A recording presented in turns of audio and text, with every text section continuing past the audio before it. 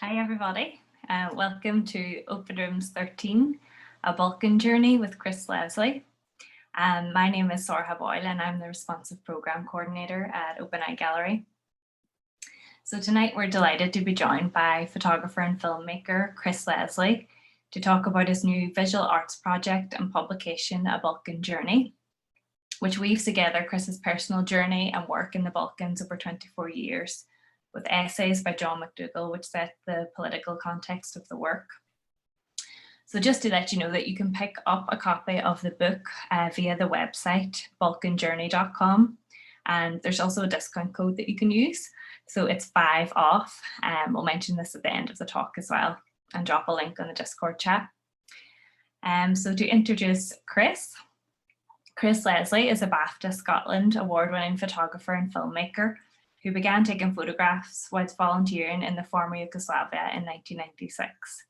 So he went on to work as a photographer, filmmaker and communications manager for an international NGO documenting stories across Africa and Eastern Europe. Since 2005, he has worked as a freelance documentary photographer and filmmaker and founded Journey Productions, an independent video production studio. He graduated from London College of Communication in 2010 with an MA in documentary photography. As part of his final project, he began documenting his home city of Glasgow, following the stories of the people in the front line of demolition and regeneration. This resulted in the 2016 book and multimedia project, Disappearing Glasgow, which along with other projects has established him as one of the most consistent chroniclers of the city's recent history. His photography and films are featured regularly in The Guardian, and his photography work has been acquired by the National Galleries of Scotland as well as private collectors. Leslie's most recent project and book, which we're here to talk about tonight, A Balkan Journey, released in 2021, takes us on a photographic journey through the towns and cities of post-conflict former Yugoslavia through an extensive and previously unseen 24-year archive from the region. So I'm going to hand over to Chris, who will be giving us a visual walkthrough of A Balkan Journey for about 35 minutes, and we'll have some time for questions at the end of the talk as well. So please feel free to ask questions in the Discord chat or on the chat at the side of the Twitch stream. We'll also be on Discord after the talk, so you can join us on there if you have any further questions or comments for Chris. So welcome, Chris, and I'll hand over to you now. Thank you, Sora. Thank you for joining me tonight, everyone. I know everyone's zoomed out and it's quite a tough time to log into your computer or phone or tablet after work, so I appreciate whoever is out there. So I'm going to kind of talk for about 35 minutes. It's going to be very visual. It's going to try and kind of show this journey. Why now? That's the first question. Why do this project now? So 2021 marks 25 years since the end of the siege of Sarajevo, and next year 2022 will mark 30 years since the war began in Bosnia. So the kind of project and book was done around these kind of hooks. So I said the book also features essays by writer and curator John McDougall, who reflects on my own work and the work of other artists in the region. And the text was edited by Hunada Savak. And just a quick thanks to Creative Scotland for funding the project, and to my partners Peace Conflict Research Centre in Sarajevo and Sogo Arts in Glasgow. And thanks to everybody for coming along tonight. So Balkan Journey, I guess it's best explained as a kind of series of stories and journeys from the post-conflict former Yugoslavia. There's the main part of the story is about Sarajevo, a city rebuilding from the ashes of destruction. It also tells the story of my Sarajevo Camera Kids students, who I'll tell you about later. And it also attempts to share that journey that peace has taken in Bosnia in the past 25 years, particularly by those who are still trying to challenge this kind of continued nationalism and war rhetoric that's still very evident today, decades after the war ended. But I guess, you know, the first journey is my own journey as well. So this is where I'll begin in my kind of introduction to the region. So I guess like most people in the early 1990s, I kind of witnessed the wars in former Yugoslavia from a safe distance in television. You know, these scenes became part of a kind of spectacle that were repeated most nights in the evening news reports. Buildings on fire, civilians sprinting from sniper fire, children in tears, shells exploding, blood-soaked streets, old ladies in headscarves wailing. Really quite intense viewing. And at that time, I think, our politicians and media kind of peddled this falsehood of it being a civil war, kind of fueled by ancient Balkan hatreds. We were told the war was complex, all sides were to blame, it's inevitable and too difficult to understand or to stop. And it was a war that seemingly been on and on and on. And I think in many ways, everyone watching it became quite immune to it. And I guess like most people as well, I kind of tuned in, watched in horror, scratched my head, then tuned out again. I was living in a small town called Airdrie in Scotland. I was in my late teens. And these wars in the former Yugoslavia, were happening in a distant parallel universe, it seemed.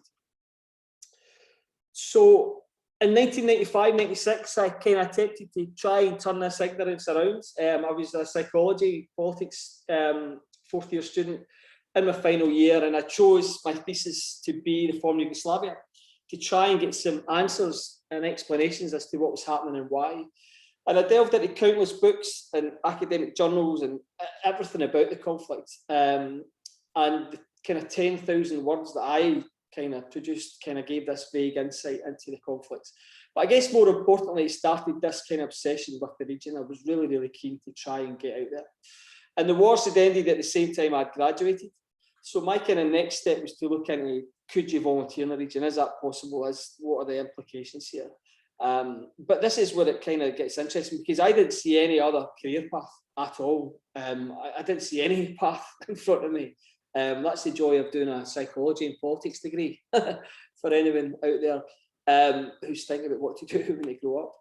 I think, I was just desperate to get my feet in the ground, but equally determined. I didn't want to be some kind of war tourist or kind of voyeur of destruction. I wanted to be able to do something. And they say the war had just ended. It seemed to be a good time to think and look into what was possible. And I kind of thought of it as a kind of gap year experience before I went out and done other things. So I put together my first CV, right? So anyone's first CV is a nightmare, particularly when it comes to skills and interests, because I had nothing to add straight out of university. And I'd never owned a camera or taken a photograph, but I thought it'd be quite a cool thing to add this as a skill and an interest, because otherwise it was a blank space. And I faxed, I'm sure I faxed, this is how long ago it was, this kind of CV off to this volunteer agency in Germany. And they matched your skills to voluntary projects throughout the Balkans. And I just thought nothing will ever come of this anyway, but it was worth a try. So several weeks later, this agency got back to me and they matched me with an organisation. I was invited to go and join this small NGO working on a social reconstruction project in this small war-torn town called Pakrac in Croatia. It was a social reconstruction project, but part of the job description that they added would be to help run a project teaching kids black and white photography in the local school and orphanage. So I'd been rumbled, I'd been caught out telling wee white lies about being a photographer. But the opportunity was too good to refuse, and it was the only option that I had. So I accepted, and I kind of immediately began a crash course in black and white photography over the next few months. I bought the Kodak Guide to 35mm photography book, joined my local amateur photography group to learn and experience the magic that was the darkroom. My friend's dad donated me his Canon 35mm camera, and my mum gave me a pocket phrase book of Serbo-Croat, a language that seemingly no longer existed. And these would form the essential kit that I needed for this kind of journey ahead, this volunteer journey. And then I kind of looked out my atlas to find out where exactly Pakrac was, because I had no idea. So several months later, August 96, I arrived in Pakrac. So Pakrac was a small town in the western Slavonia region of Croatia, kind of inland part. And it's far, far away from the kind of postcard idyllic beaches and countless islands that you kind of see in Croatia. And it was far from anything but front lines and destruction. The town itself was in ruins. It was estimated to be 80% destroyed during the war, and not much had been rebuilt. Empty, destroyed homes littered the roads in and out of the town, destroyed and rendered uninhabitable. And homes in the former Yugoslavia didn't just suffer damage as a result of the war. You know, they were intentionally destroyed, dynamited, and sometimes booby-trapped so that no one could ever return. This was an attempt to create ethnically homogeneous geographical areas through the deportation or forcible displacement of persons belonging to a certain particular ethnic groups, or ethnic cleansing, to give it a simpler name. And it was there and it was evident all over the town. And this kind of former front line, the war had ended, but there was this former front line that was now a kind of dividing line that few people crossed. The Croats from the town mainly lived within the town itself, and the Serbian population, predominantly elderly ladies, lived in the surrounding villages around the town. And there was this kind of sense of menace and low-lying stress that permeated life in the town. It was a really kind of heavy-going place to visit, never mind live in.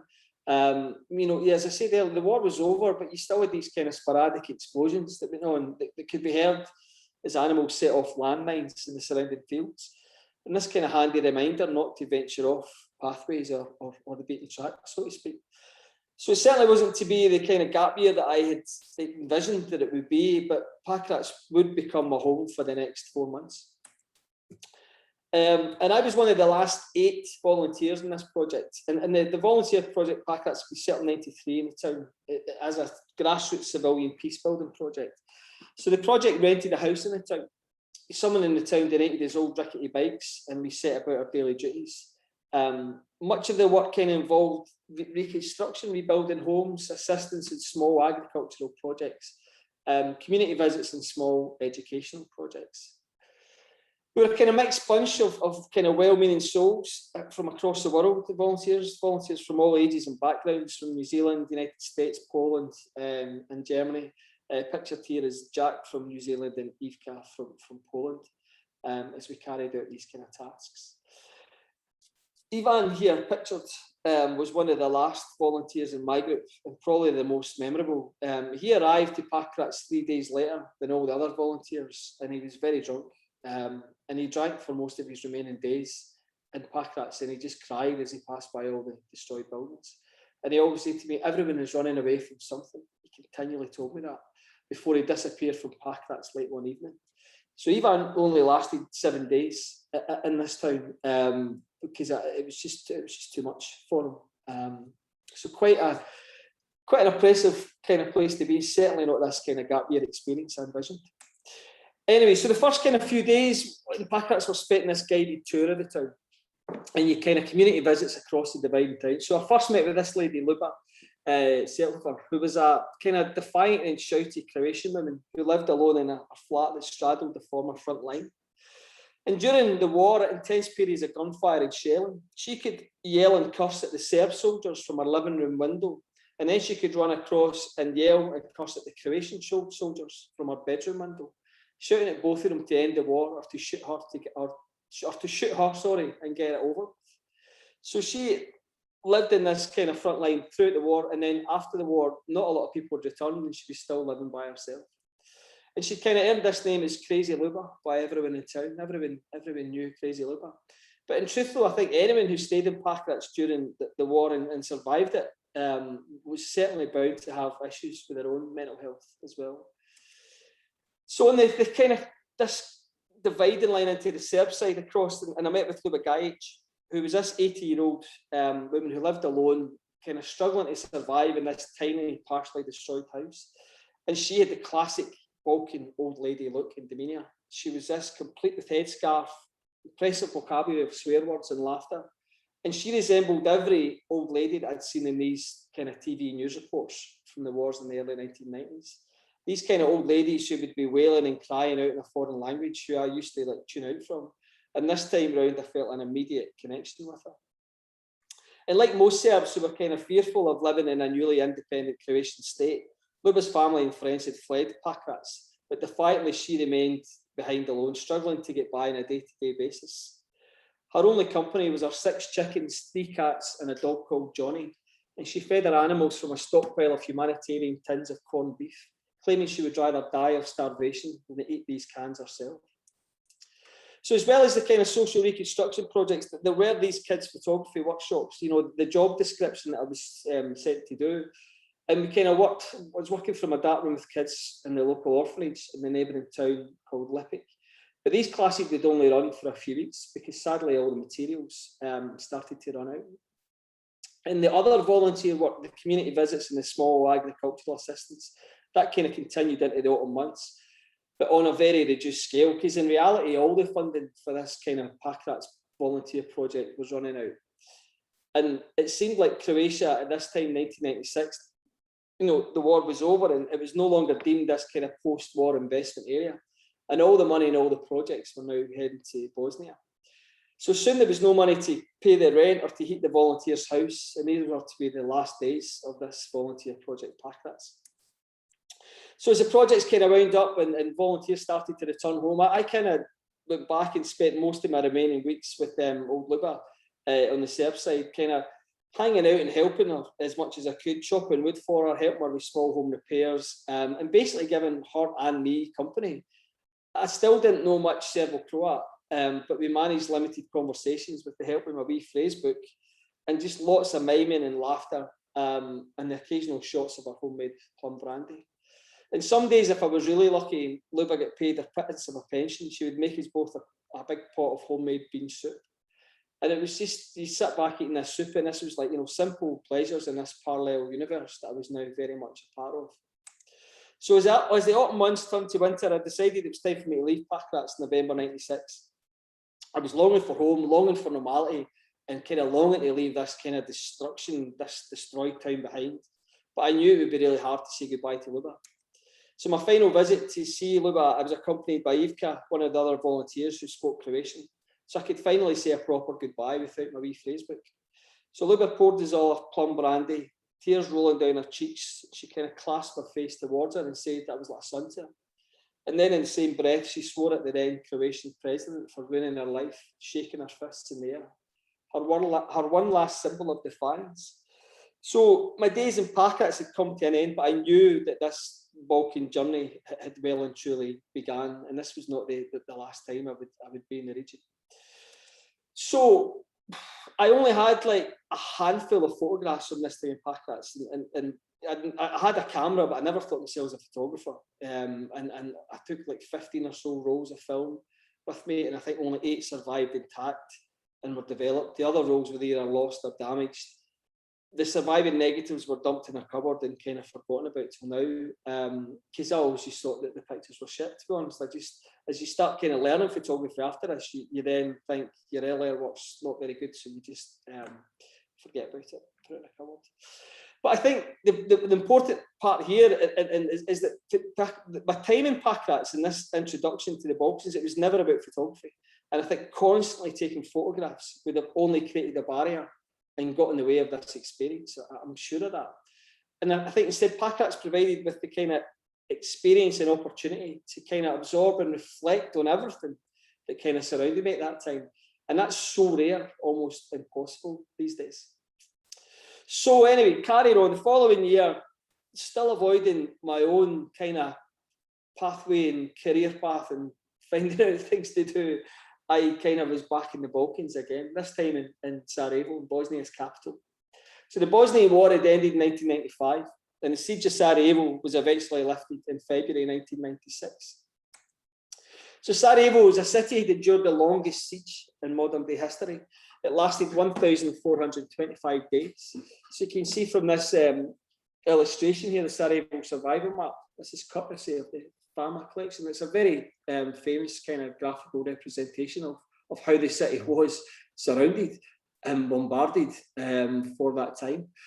You know, so it's surrounded, riddled with sniper fire, bombarded with hundreds of shells daily. Water and electricity are cut off. No one can leave or enter the city. 11,000 people were killed, 1,600 of whom were children. This is just in Sarajevo alone. So this was the Urbicide. This was a kind of late 20th century Dresden or Stalingrad. This was like trying to kill the city as it existed. And in Sarajevo 96, when I was there, you know, the city's finally at peace and kind of life had started to return like a stranger, but everyone who kind of had lived through that siege had a story to tell, had a nightmare to share. So in the summer of 97, spurred on by this kind of volunteer project in Pakrac and the photography projects. And I was quite disappointed that it never took off really. So I wanted to do something along those lines. So I kind of volunteered and set up my own photo project for children and called it the Sarajevo Camera Kids. And using donated equipment from Scotland, I set up a makeshift darkroom and organised photo classes in the basement of the city's main orphanage. And I ran classes for children aged 6 to 16 who were living in the orphanage, and also kids from the local neighbourhood. And it was intended as a kind of creative outlet project for the kids who'd lived through kind of years of trauma, through the war and also through abandonment. And there was no themed lessons or assignments or anything, technical about shutter speeds or apertures. It had to be simple, it had to be practical, and most importantly, it had to be fun. And the other thing as well is I still didn't know the language, and I still don't know much of the language. So this was the other kind of barrier, I think, like why it had to be simple. But for this time, the students ran around their playgrounds and streets and photographed anything and everything that interested them. Their playgrounds, their friends, their favourite hangouts. And this is all against the backdrop of a kind of ruined city. And the Sarajevo Camera Kids ran for the next kind of 3 summers as the city around them slowly, very, very slowly began to rebuild. So here's a quick kind of selection of some of the photographs that the kids took themselves, and there's a huge archive of these pictures. Just really kind of very simple scenes and very kind of interesting characters, and in many ways kind of documenting as well a kind of city that's kind of no longer exists. So an exhibition of these photos will hopefully take place in Sarajevo sometime in the near future. That's the plan. That's the next project after this, because I think they'll resonate very strongly in Sarajevo. So anyway, so back to this kind of journey. So Sarajevo Camera Kids, I began thinking after 3 years, 3 summers, I need to find a proper job. So I got a job working for an international NGO, traveling around these countries, Sudan, Rwanda, Sierra Leone, all kind of having their own traumas from kind of post-conflict. And it wasn't long before I was then sent back, kind of documenting this post-conflict situation in Bosnia. And in the kind of late 1990s, early 2000s, the kind of legacy of the Bosnian War was still raw, brutal, and all persuasive. And the political situation was increasingly fragile and marked by corruption. So Bosnia was a country made up of a loose federation and a republic, a country with 3 rotating presidents, a country still divided and mired with economic insecurity and inequality. In Sarajevo, people began to realise that they were now on a different new front line. Rebuilding infrastructure and repairing war damage in those years was very, very slow, bordering on non-existent. And some families were still living as refugees in their own country. This was not the peace that they had wished for. And for Sarajevo's elder citizens, the world had been turned completely upside down. They'd lived through 3 distinct universes: socialist Yugoslavia, war, and now a new divided country. And they were struggling to adapt to this latest one. Zahida Hadirovic, or Nana as we called her, aged 70, lived a stone's throw away from the city centre. Both her son and her husband were killed during the war. Her husband was killed by a sniper in 1992, and her son was killed by a shell the following year. And she had survived the siege in her destroyed hillside home, less than 100 metres from Serb positions. And she would recall days when barrel bombs packed with explosives would roll past her home into the city, sometimes smashing into the side of her home en route. And Nana romanticised about the days of Tito and the days of living in the land of plenty. As a Yugoslav, she had lived under a doctrine of brotherhood and unity, with good employment, good healthcare, weekends by the seaside, and freedom to travel overseas. She lamented the days when no one cared whether you were a Serb, Croat, or Muslim. No one ever wanted this war, she would always tell me. Younger Sarajevans in their kind of early to mid-20s had grown up in a country that they too struggled to understand, and their belief that peace might bring some form of justice and that those accountable for the war and siege would be captured and punished was slowly fading. So when the dated peace agreement was officially signed in December 1995, it brought an end to the war. This was over 3.5 years of violent war. So the peace agreement itself wasn't perfect. It was full of holes, unanswered questions, and further entrenched the divisions. But at that time, it was a major achievement just to stop the war in itself. And no one doubted that. It was just so important to bring this to an end. But for many people in Bosnia, the war and the kind of nationalism, this hatred still permeates today. So many Sarajevans who have lived through and survived the siege have kind of carried on as best they could, kind of unable or unwilling to change the political situation. You know, life in the city just seemed to carry on regardless, and people were tired of fighting continually all the time. But for many younger people in their late teens and early 20s, a lot of them were beginning to question the war and this kind of nationalist rhetoric. These young people who were born during or just after the conflict had no real memory of the war, but they were still being forced to carry the weight of the conflict. Many of them would argue it wasn't even their war. Kemir, a 20-year-old Bosniak student from Sarajevo, placed equal blame on the media and the politicians for keeping the war in the headlines and keeping people divided across the lines. The government, through the media, he told me, make sure that people get reminded of the war on a daily basis, and in this way achieving the fact that the people continue to consider peace as something unusual and special to Bosnia. And because of this, he argued, people of Bosnia easily accepted every kind of injustice from the government. Crossing the mountains surrounding Sarajevo is a small town of Pali in the Republic of Srpska. So this is the other entity of Bosnia, where the Bosnian Serbs live. And this was the former Bosnian Serb stronghold from where the siege of Sarajevo was orchestrated, this small town called Pali. And Dorothea was from there, and she was a 22-year-old Bosnian Serb student. And she kind of argued strongly that if peace is to work, then there has to be reconciliation, meaning an end to blaming and generalisation. And she would tell me, at least the war hasn't returned. That's something to celebrate, she told me. But every day here, you can still feel the tension and the mood of the war, like the fires are still burning. And she continued, Serbs are all labelled as terrorists and warriors. Of course, there were bad Serbians, but there were bad Muslims and bad Croats too in this war. And we can never move forward if we're all still being labelled. Sara Panderovic, aged 20, also saw hatred still permeating, but she was optimistic about her future and being part of this kind of new generation. And she would tell me, we're all people from the one country. We speak the same language.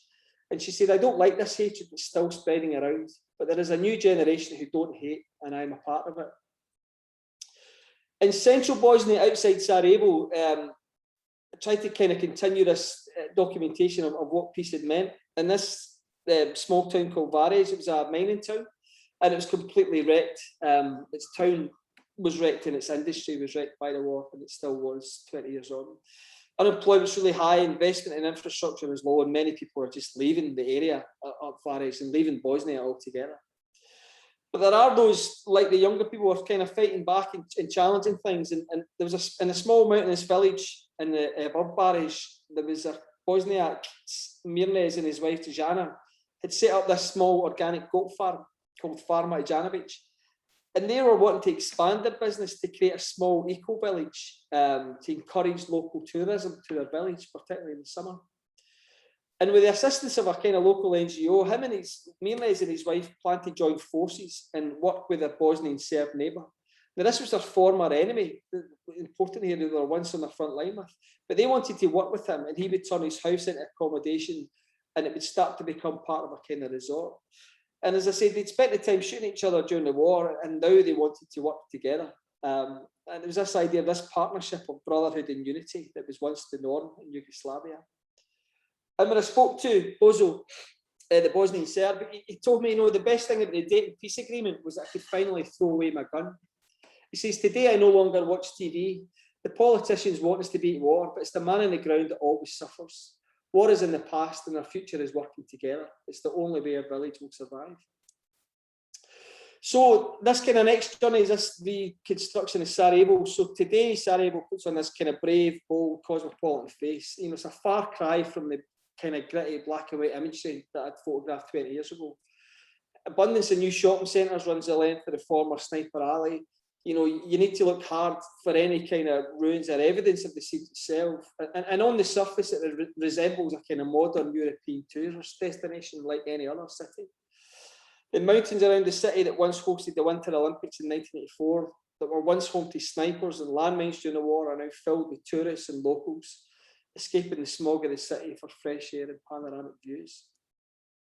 Tourism is obviously sharply on the rise, and the reasons are obvious. Sarajevo is a beautiful city. It's a city of architectural contrast, religions, beliefs, a city where East meets West, often called the Jerusalem of Europe, but I would say perhaps be a bit more accessible and a bit more edge and character.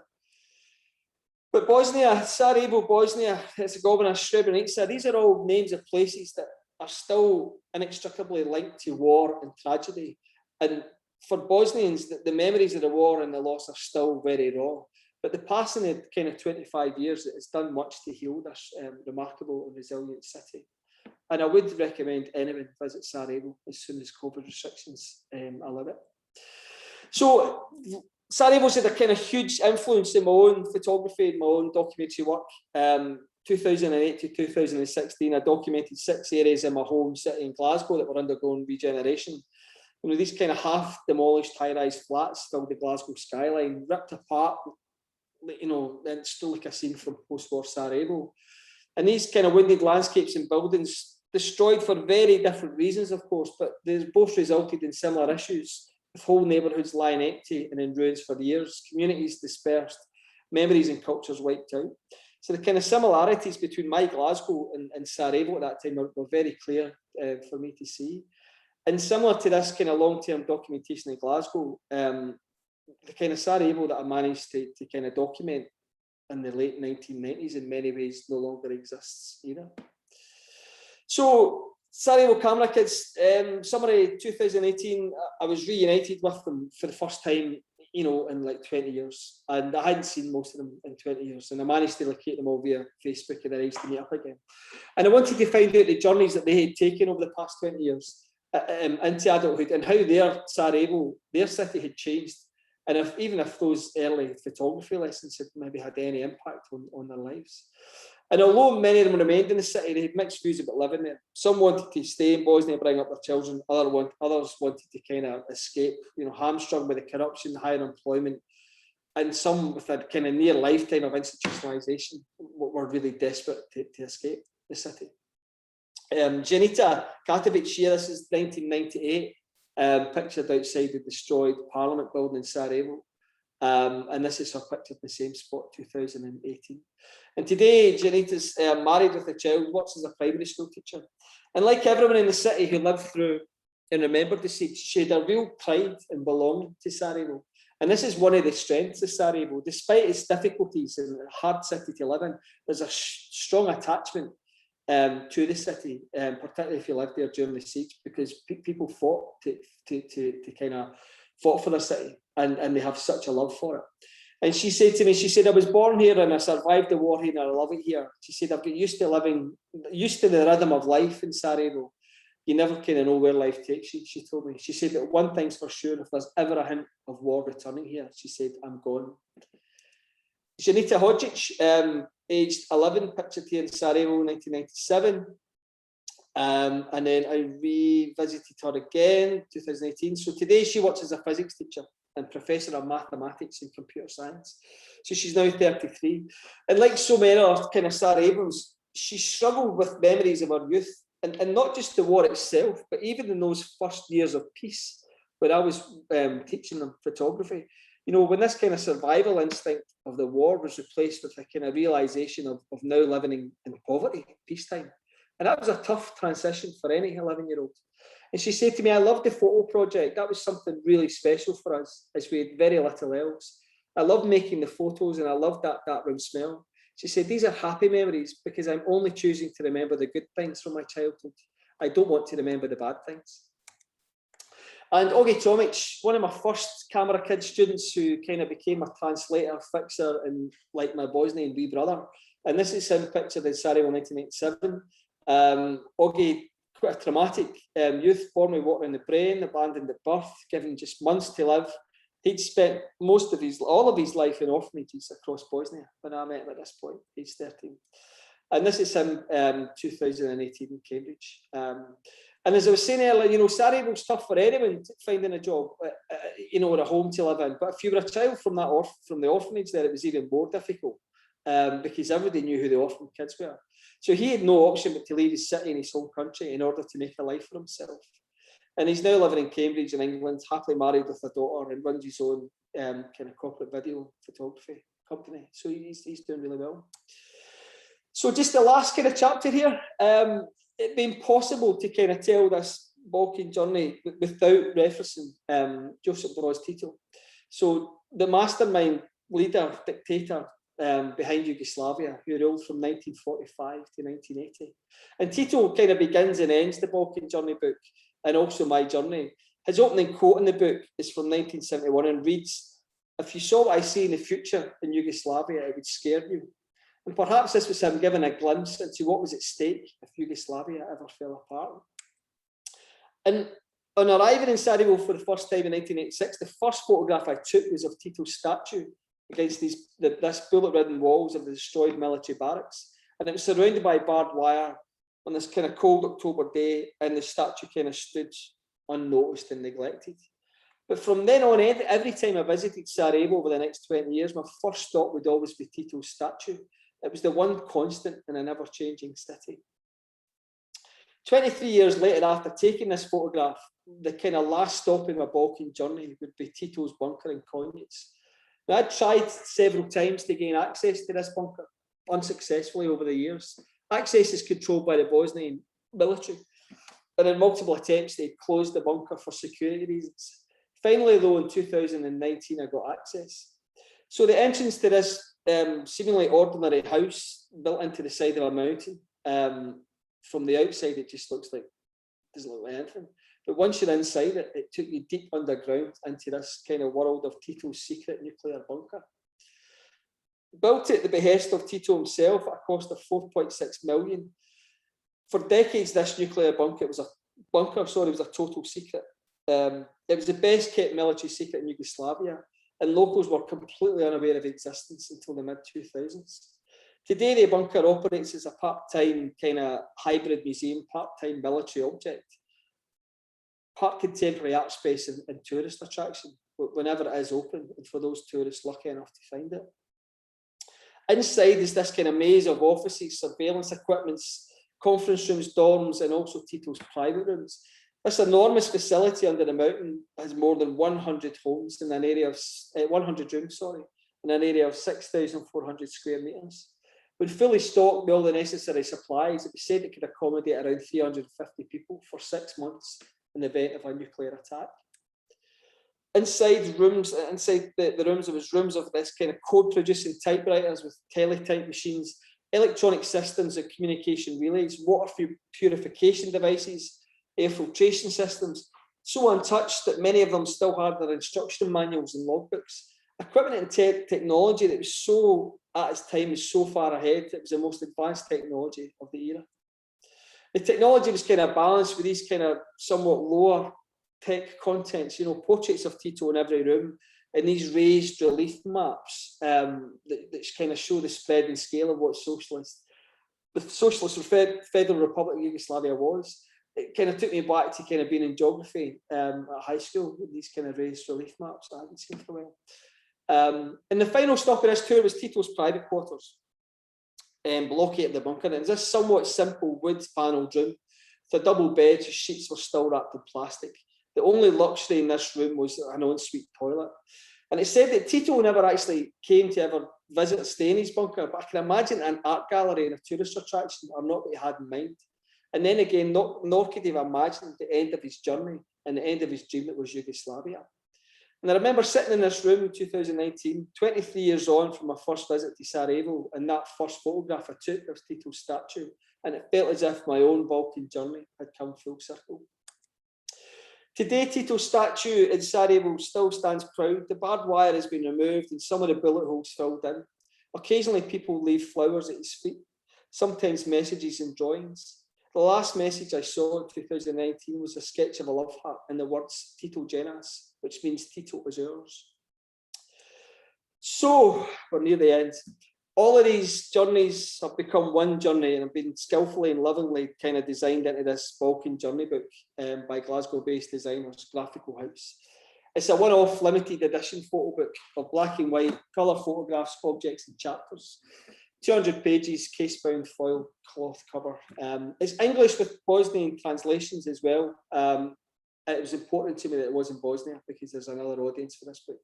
And it includes all these kind of short chapters on the journeys and essays. It's received warm reviews from the likes of BBC's Alan Little, Matt Field, Ambassador in Sarajevo. Self-published book, not available in any bookshops or other websites. And it's available through my own website, chrisleslie.com/shop or balkanjourney.com. And yeah, as Source meant at the start, 5 off gives you another wee kind of discount as well. So yeah, thank you for listening. I rattled through 25 years there, and I hope you've all managed to stick with me. And thank you for your time.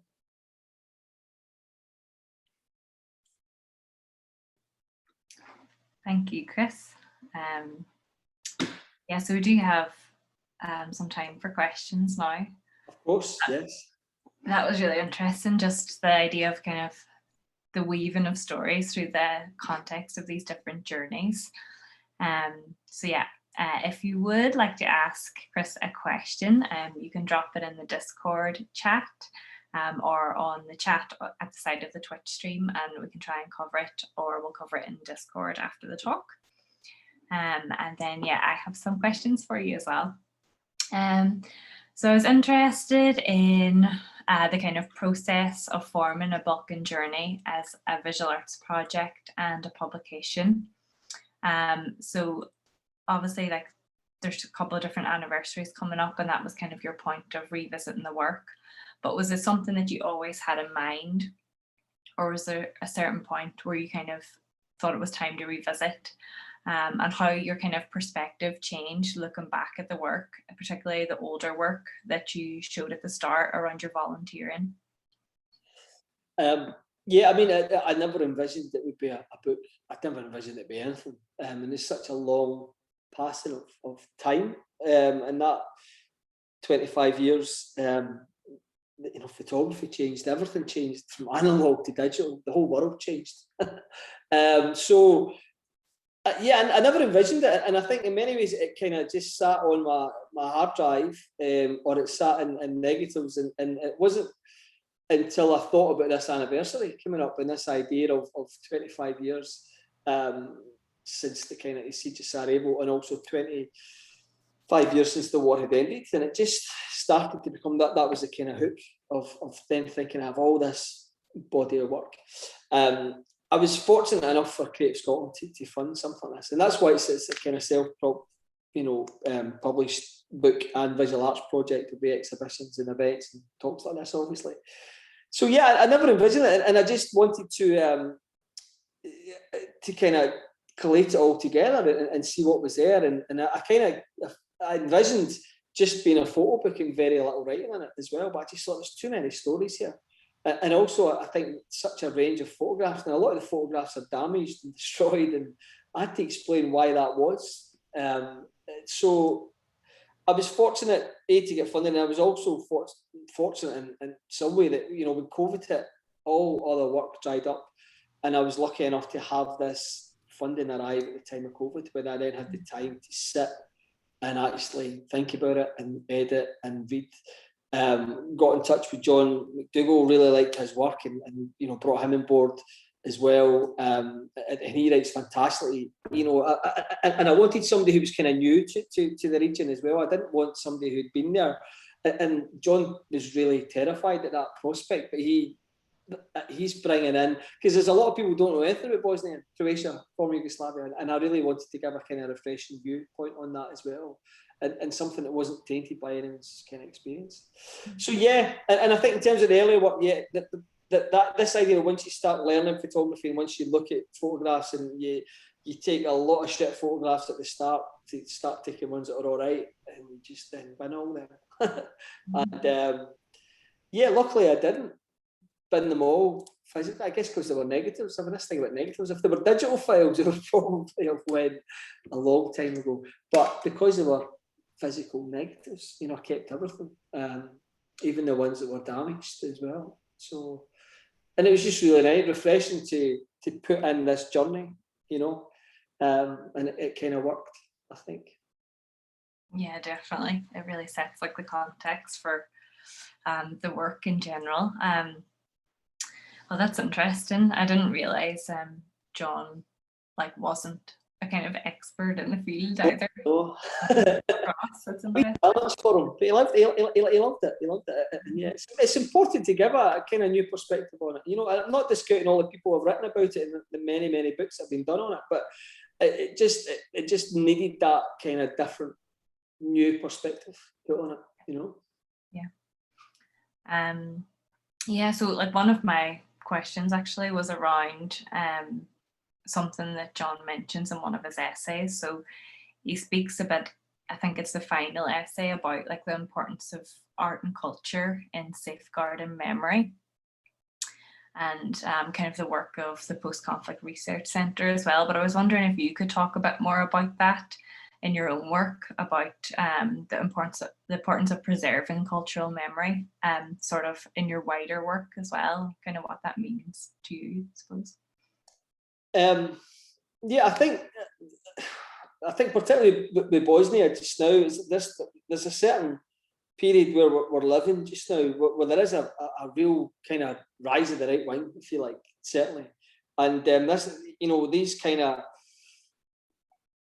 thought processes and beliefs that they're no longer in the fringes anymore. You know, they're no longer kind of, you know, they are taken in by a lot of people. And I think that with this right wing thing, there's obviously, particularly in Bosnia, is a thing about genocide denial as well. People are now denying things happened, which clearly happened. It's happening all across the world, and Bosnia, the kind of Bosnian Serb entity of Bosnia, there's people there who refuse to believe, people high up in power who refuse to believe that Srebrenica and things like that were actually happened, you know, or genocide. A lot of the perpetrators of these, you know, Mladic, who we saw recently on the television, and his kind of appeal again, you know, there's streets named after him, and there was different voices supporting him. So it's really important, I think, that you know, any kind of arts or you know, can kind of, don't necessarily have to be documentary, but they just have to show what that work is and tell that kind of story as well. I mean, you've got really kind of high-end people. You've got Peter Handke, who's the kind of Nobel laureate for literature in 2019, who's a big supporter of this idea of a greater Serbia, which is partly what the collapse of Yugoslavia was about, and also denying a genocide as well. And these are high up, important people. So it's really important that this kind of work, I guess that in a small way that I'm doing, but there's lots of local artists in Bosnia as well who are doing really great projects. Aida Sajovic done a project called Stotinema, which is Where Have You Been? And she just travelled around with thousands of empty, small Bosnian coffee cups. They kind of represent all the people who've been killed in Srebrenica. Took that all over Europe and just toured this as an art piece. It was a different way of also reminding people, because the other thing as well is this is in the past now, you know, but there's a new generation of people that have to kind of understand this. There's a new generation of people within the region itself who have no idea about what happened in the 1990s. So it's important that this kind of work goes on just now, you know, and kind of continues. And I guess this whole project is just a wee kind of small part of that, I hope. Mm-hmm. Yeah. Oh, definitely. It's important to kind of make that space to keep it present in people's minds, but also with like a sense of hope in terms of the future. And I think that comes across in the book really well as well. Yeah. So one of the things I wanted to ask you about was the Sarajevo Camera Kids. And I was really interested in that project, how the tools were kind of provided so that they could tell their own stories at the time. And I know that you showed like a snippet of kind of some of their own photographs, but I was just interested in what kind of stories the Camera Kids kind of wanted to tell at the time, and maybe in like your subsequent conversations as well, kind of like some of the ideas that came out of that.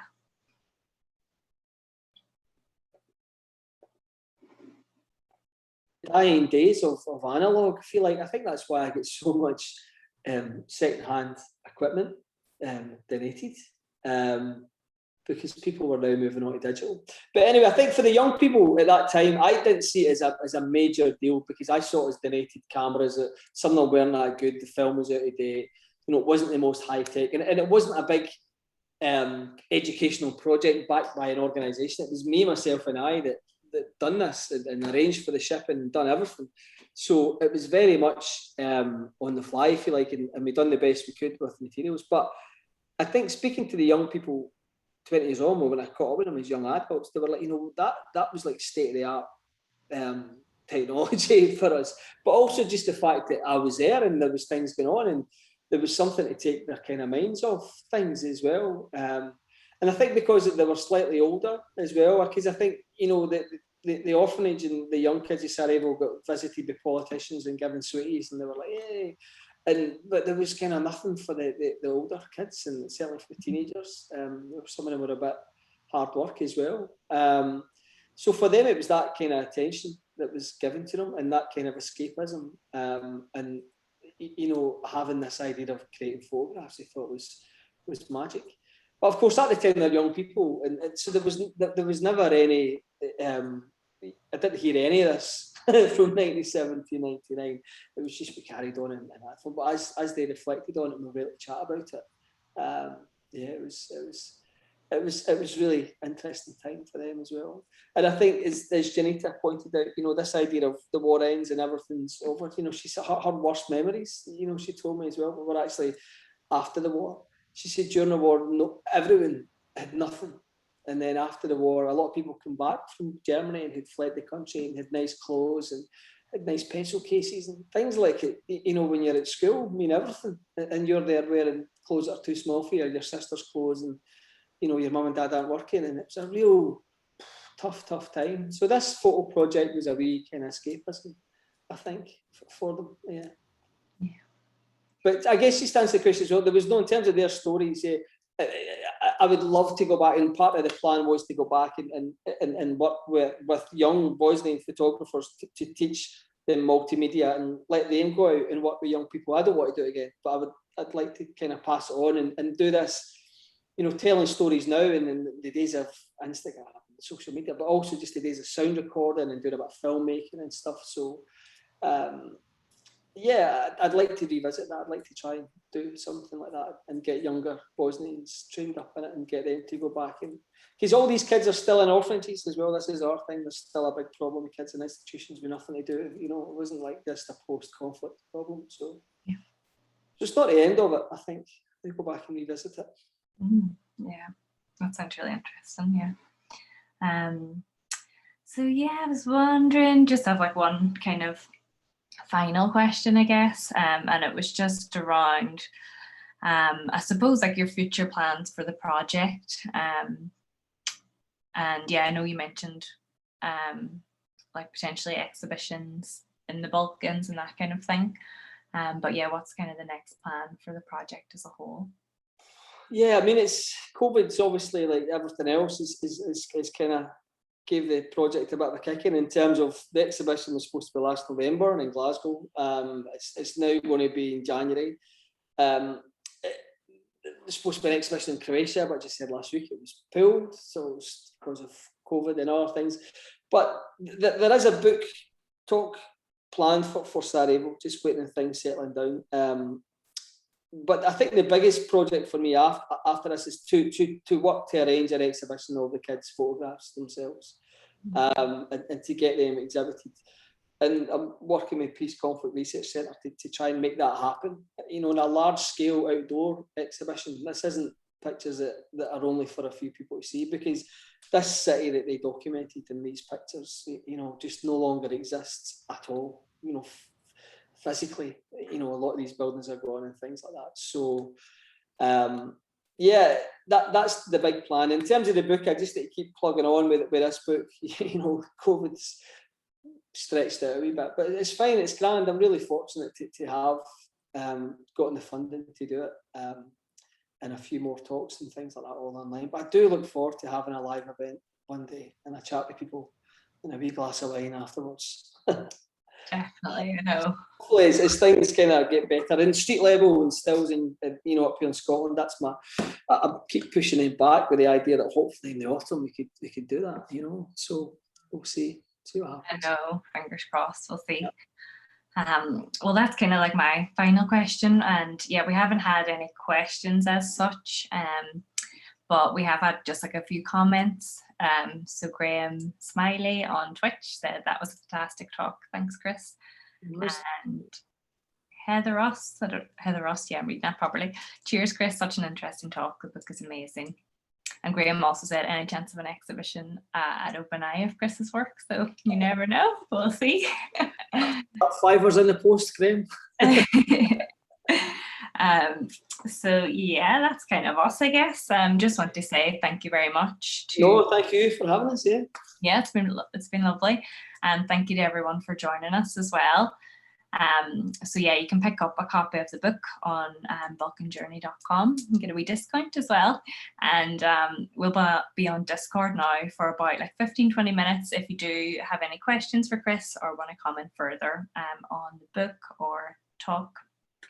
So yeah, thank you, and yeah, we'll see you on Discord. Yes, Scott. Perfect.